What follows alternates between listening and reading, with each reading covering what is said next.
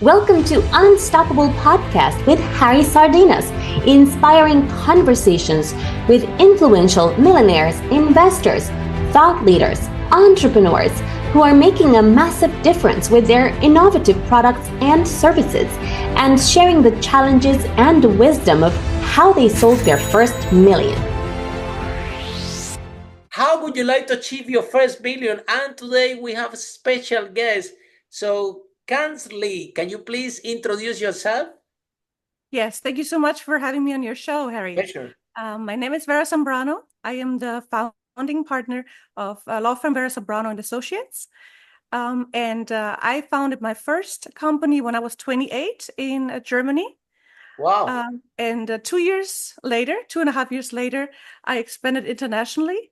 And I'm now located in the States, and my headquarters is still in Germany, but I practice international law.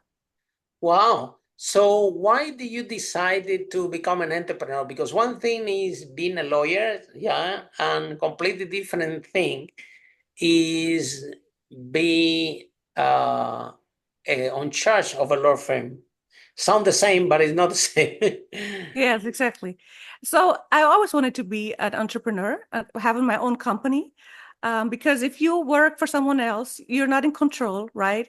You never become independent, and you don't have the flexibility also to change, right? And to change directions and to change your goals also, right? So I knew I wanted to be a company owner, and to combine this with, the passion for law was always my dream.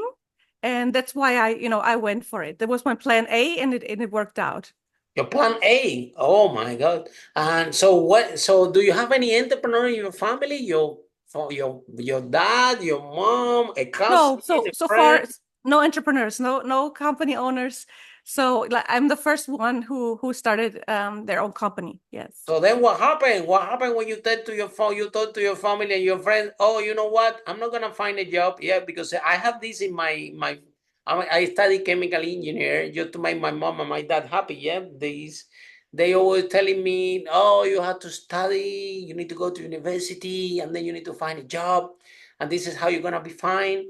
Um, I'm like you, right? I have something within me like one day I'm gonna do something great. Like one day I'm gonna do Yes. something amazing. But mom and dad, you need to keep them happy, otherwise they kick you out of the house. Yeah. So You have to be. You definitely have to be a risk taker. Yes, that's for sure. So what happened? How your family and friends take it? They say, okay, we're gonna support you anyway, or do you have a little bit of resistance there? No, so they knew that I was different in that way. I was always, very fast with my decisions, right? I made a decision, I stick to it, I don't regret it. So I'm a risk taker. I was always like this, right? I was never going to stay, being in an employment or work for someone else. So it was never for me. Yeah, it's interesting because the other day I was listening something about critical thinking, and they were explaining, oh, you have to think and you have to evaluate all your possibilities, and then you need to find the best one and everything. And I'm thinking all this, and I was thinking, oh, this is not how I operate. I decide fast. Somebody told me once, or my book publisher actually told me, Harry, successful people decide fast and figure out how to do it. Unsuccessful people think about all the time and never do anything.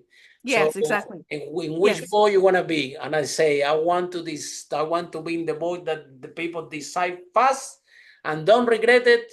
And well, as an entrepreneur, sometimes honestly have been very good. Sometimes I failed big. If I tell you my failures, you will start to cry, and I don't want to depress you. So, Okay. as an entrepreneur, but together with that came a lot of wins, right? So you decided Yes. really fast. This is what I'm gonna do. Yes. Nobody's gonna stop me. However, become an entrepreneur and look at you doing an international expansion. Oh God, if it's difficult to build a brand in your own country, now to build an international. Tell me about it when we build our global speakers and leaders. Take it from a local brand to a global brand. We went to Singapore, Dubai, Mexico, Peru, you name it. It's Yes. completely different ball game. So let's talk about this. so wait, who taught you? Because one thing is to be a lawyer. So how you learn how to find the clients, how to do marketing, Yes. how to find your partners, who teach you, how you learn that, how often Yes. do you fail? It costs you money, how you came up for your failure. Tell us a little bit more about Yes. Yes. So I think nowadays, if you're starting now, right, in these days, you have it a lot easier to really. start a company Absolutely, I because agree. you have so many channels. You can just go and build up your social media, and have a good branding online. You don't have to Absolutely. spend a lot of money. You have it much easier than a couple of years ago or a couple of decades ago, even, right? So when I started, I did it all by myself. I didn't hire anyone in the first place, right? And I had You no couldn't one to show afford it me. anyway, right? Yeah, you would have You to have to just wear all the start. hats. You would have to start from zero, right? If you Mhm. don't want to, I didn't want to have, funding or anyone supporting me, right? I wanted to do it all by myself. So I started, I think about from the end, what clients do I want to attract, right? International customers, international clients, because there is a niche. There's a niche that not a lot of attorneys can really represent them, right, or consult them. Mhm. So I was writing a lot of articles. I was writing so many articles and published so many legal blogs. Wow. And that's how I got a lot of customers online, right? Very They, good. yes. So they contacted our law firm only online Because of through your our, yes, articles. That was amazing. exactly. Because of your blog. So what do you have, a blog? Yes, So exactly.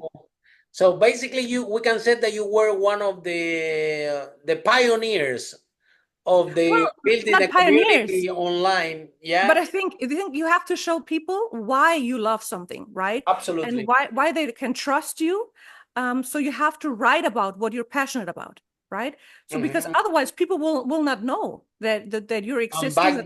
back then it was no Instagram, there was no Facebook, there was No. nothing. So how people will know about you?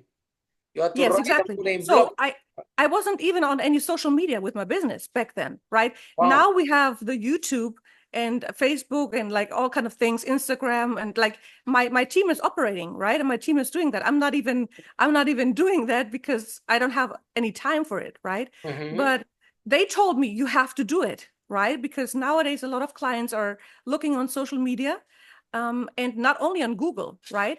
So you have to do, and I was a little bit hesitant, but I think to also, show a little bit more about your company, you have to be on social media and to have to keep going every single day. You just have to keep posting about your work. Exactly. Because in the end of the day, we are building a brand, and part of this of building this brand is create high quality content about Yes, your company and about you what you can do for your clients. And yes, I think so. What message do you have from there, from attorneys or law firms there, or entrepreneurs in general, that they are telling you, oh no, I'm too busy, I don't have time for social media, I don't have time to write a blog, I don't have time to write about my business, I'm so busy finding clients because I need to pay my bills? What message yes. do you have for these people? I would say find someone who is a marketing person. Because lawyers are usually, we're not financial experts. Like Absolutely. I had to learn it all by myself, Yeah, taxes, everything, the financial aspects, right?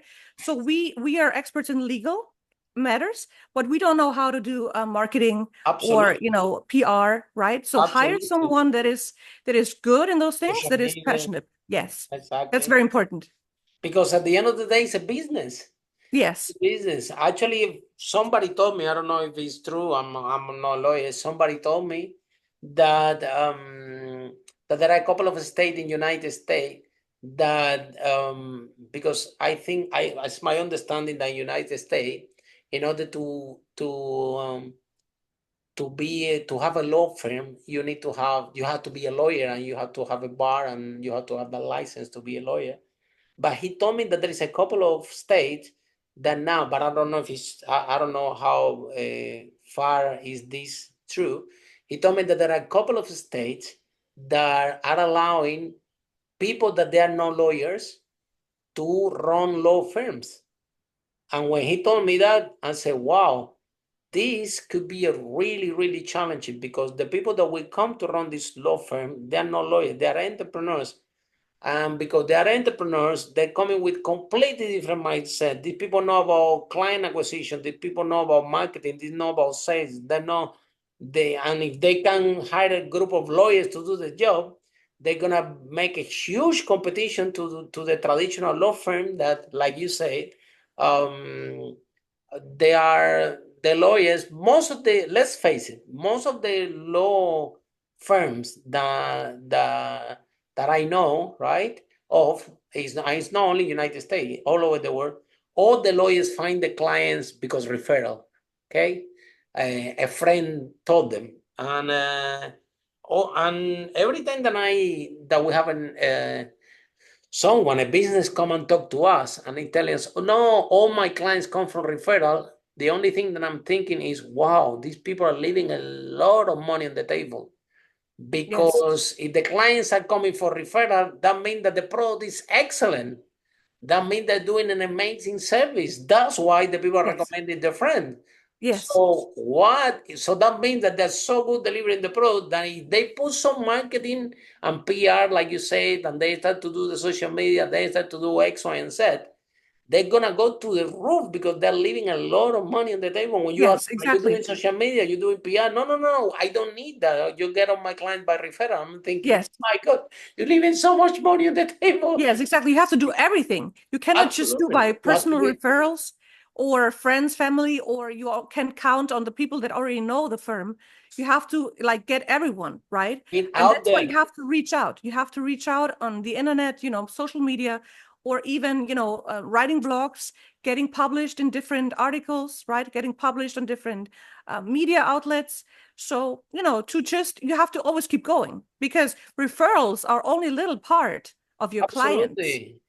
But most of the law firms out there, this is what the majority of clients, unless that they are big firm and they can afford marketing department, things like that. So all the small practices, this is how they do. So how come, look at you, right? You at the beginning you say, I'm a little bit hesitant and about this social media thing. But you're doing it for your business. Like, people think, oh, Harry loves to do the podcast. I do love to do the podcast, but I'm not a TV presenter. I'm an entrepreneur. Yes. But now, if you're gonna be in business, you have to be a TV presenter. You have to be a radio host. You have to be in the cover of the magazine. You have to do PR, because you have to put the product out there. So we don't do this because we love it. I mean, eventually, yeah, we are having a great time and meeting amazing people during this broadcast. But we're doing this because we are in business, and we have to talk about our business, to talk about our product, our service. And if the competition are not doing it because they are scared or they are shy, well, they're leaving money on the table. And let's face it, today we live in a society that a kid with 21 years old with a big following in social media can take out of business a business with 30, 40 years of experience. Is that correct? Yes, exactly. Just because you can reach a lot of people, in seconds or in minutes, right? Mm-hmm. Okay, so tell us a little bit more why you decided that, it's already complex to build a brand, to build a successful law firm in your country. Why do you think that was a good idea to go global, which is to go to new territories that you don't know the people, you don't know the culture, you don't know anything about it, and to expand rather than being a local brand to become a global brand? What?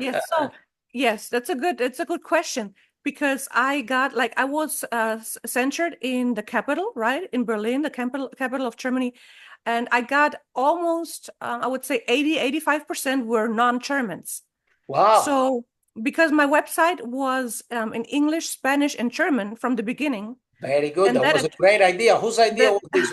Your idea? Yes, my idea. So I wanted to also expand to other languages, right? To French, to Portuguese, or to attract just more people in more countries, right?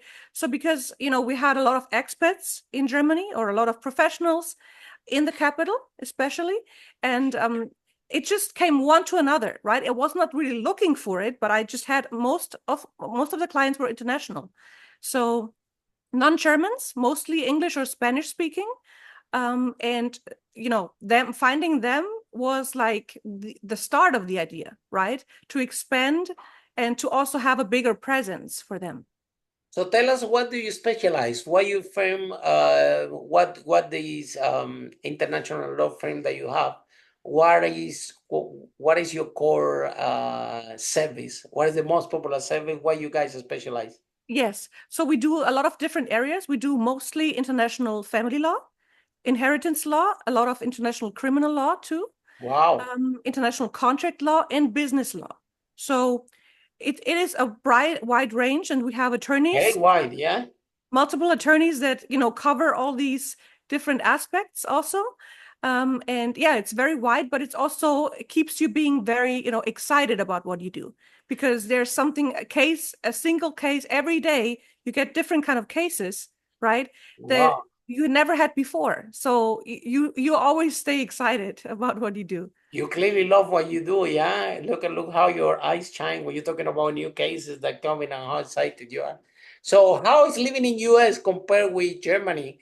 Because over there you don't have these kebabs, you don't have these well, you do have beer in US, but not like in Germany. I've been there in Berlin. So how you adapting to US? Are you based there because you guys are very busy there and requires more time, or you just moved there because you like it? So it's very different, right, from Germany. It's very Yeah, different I from living know. in Europe, I know. but the whole, the You cannot society, take your yeah. bicycle in US, yeah? In Germany, you go in bicycle everywhere. Yeah, exactly. If you go Exactly. in bicycle US, they will kill you there. No, but I love living in the US. So it was Yeah, definitely my decision, my personal decision. And yeah, it's definitely very different very from Germany, different. from Europe, but also, the people's mindset is very different. So in the US, for example, a lot of people are entrepreneurs, or they have the mindset Yes. to be company owners. In Germany or in Europe, people want to be more employed, they want to be more safe. They rely a little bit more on the government, which is, the total Very opposite risky thing. from being an entrepreneur. Yeah, from US, they are very entrepreneurial, very aggressive, very good at sales. Yes. Yeah, I think Yes. very outspoken, right? It's Yes. Uh-huh. more aggressive. Yeah, when I do my workshops as speakers and leaders, I've done it all over the world. If I go to Singapore and I say, raise your hand who want to make more money, the whole audience raise their hand.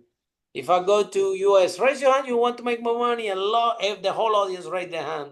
If I ask the question in Peru, if I ask the question in Mexico, when I ask the question in UK, raise your hand who want to make more money. Only 20%, 30%. Oh, okay. It's Yeah. Exactly. completely Different mindset. different mindset. Yeah, I love my dad lives in US. I go to Miami a lot and went to different part of US. I love it over there, but definitely the culture. When it comes to entrepreneurs, we can say that it's more what is the word, more dynamic. Yeah, Yes. Uh-huh. UK is a little bit of mix of both. UK is it has 50% this slowdown, like European type of thing, but then it cash because they do a lot of trade with United States. There is also Yes. 50% of Uh-huh. dynamic. So we can Yes. say that UK is a little bit on the middle, but yeah, over there you have to be on top of your game all the time, correct? Yes. Yeah. So there's a lot of competition, but A lot of also, law firms in US but competition, they're very litigious. yes, but people love to change. They're not hesitant, and they're not so, they're not doubting themselves so much, right? They're just going out and trying to make it work. And that's just a very different mindset. Yes. Okay, so let's talk about something else, which is being a female CEO in an industry that is mainly male dominant. So, how you navigate this process, or do you hire, or your team is more women than men? Do you have 50-50, or at the end of the day, all you have is a bunch of boys working with you for you, and you are the boss, and this is sometimes become difficult to handle? Yes. So I would say my team is almost 50-50, a little bit Very more good. women. but almost 50-50, because I think it's important that you're, like a mixed team, because men think very different than women, right? Absolutely. Sometimes more analytical, more practical. Women have, on the other side, a softer side, which is very important for, family law or for certain areas, right? So a good mixed team is, I think, the best approach, right? Yes, and it works. So like the current attorneys that I have hired are female, because they want to work in international family law. And I think that's a good choice. Men typically want to work more like in business law or in criminal law. That's more for the man. Yes. So, how about there is, with the advance of technologies, especially law firms, they're facing with something that we call it legacy. They have the business I used to work with, old software, old way of doing things. And in today's marketplace, we have AI, we have cloud computing, we have technology that can do our accounts and things like that.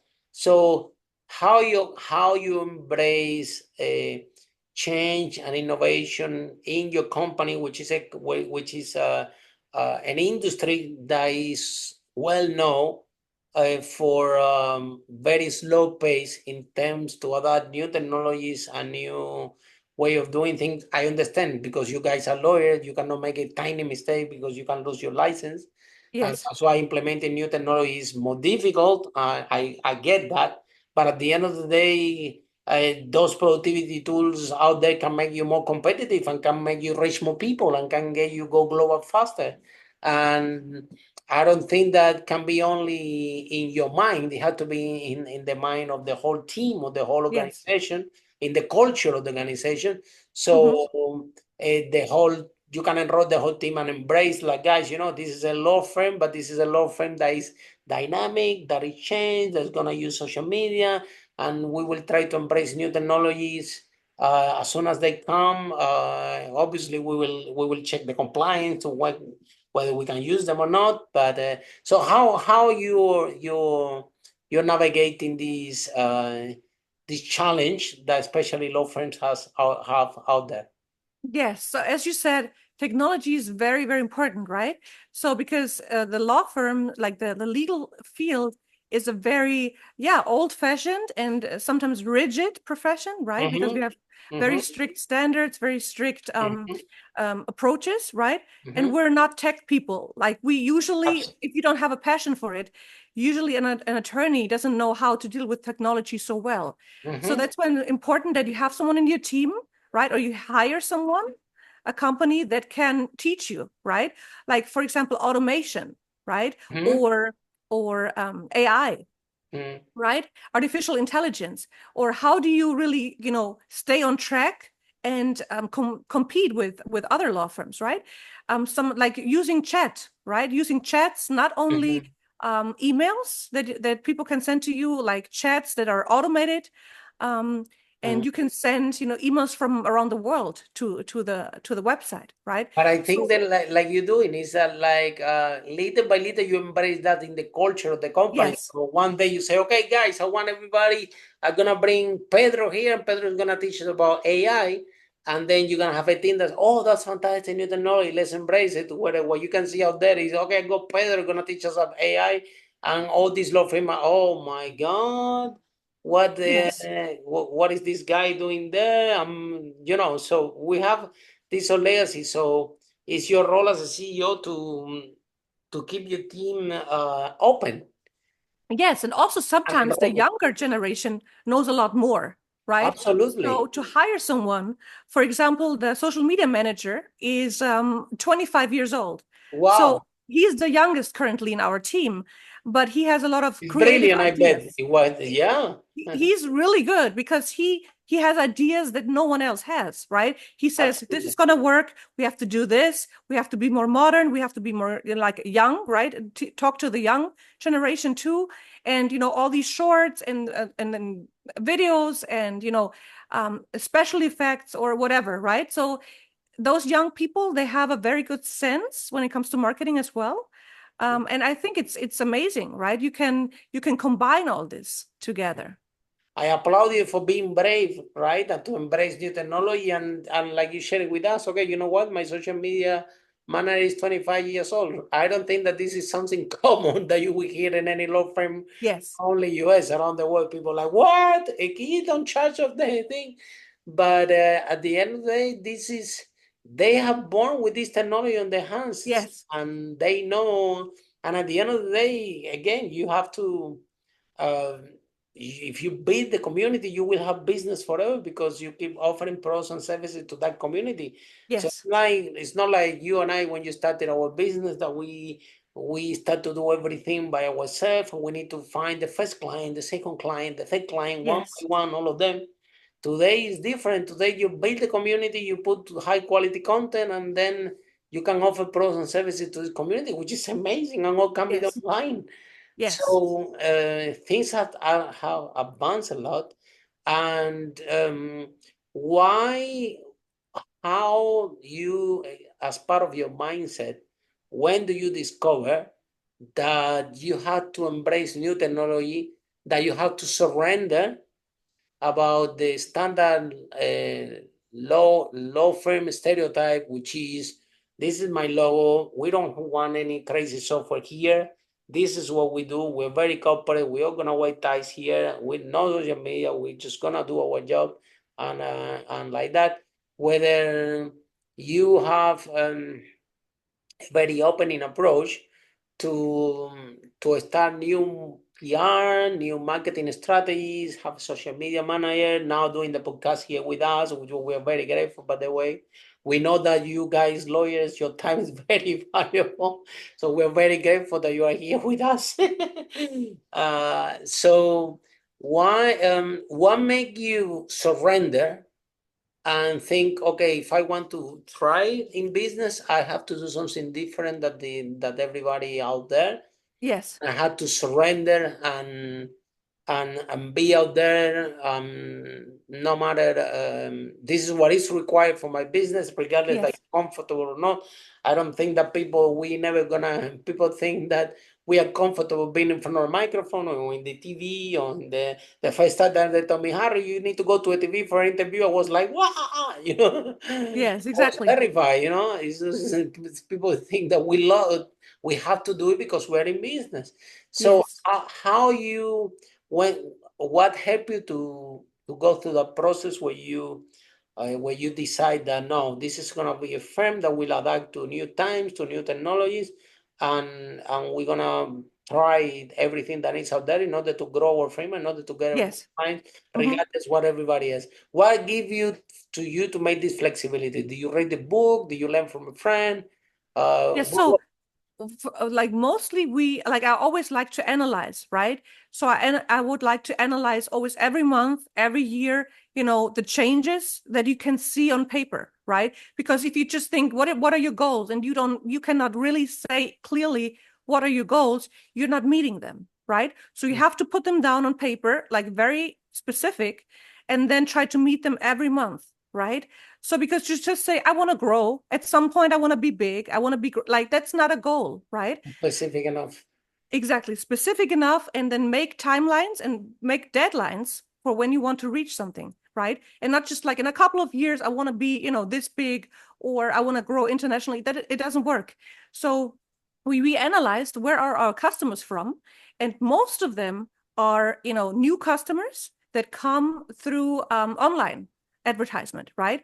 They come from, they see a blog, they see a special, a news that we put out there, right? New jurisdiction, new law, all the blogs, right? And on the website, there are a lot of podcasts too. So that's what people see. And I think if you want to stay in business, right, and not just currently be in business, and you want to grow continually every year, you need to adapt, right? You need to implement this. You cannot say, I don't want to do this because I don't like to talk, or I don't want to be in front of a camera. It doesn't work like that, right? You have to learn this. That's why I said, as you also said, you're an entrepreneur, but you have to be an entertainer too. And then you have to be a speaker too. And when you And a write, writer, and then and write an author, and then write, exactly. You have to be a lot of different things because you're a business person, right? So Absolutely. exactly. Yeah. So, Kansley, what are in your opinion, what are the 5 steps that entrepreneurs should be doing out there in order to achieve the first million? So in order to achieve success, right, which is like whatever, however that looks like for you in your business, right? Some might be to reach the first million, like, which is the most difficult part. Then to reach the next is not as, is not as difficult anymore than to reach the first one, right? Of course. But you have to think about what is your goal. Write down your goals, right? Don't postpone your goals. It's very important. Do not say, oh, this year I'm not feeling it, or I want to wait until I make more money, or I want to wait until I get there, right? You should never wait, because when you wait, something else happens, right? And then your goal gets postponed and postponed. So I would say to everyone who has a vision, right? Who has a plan, write exactly down what you want to have, right?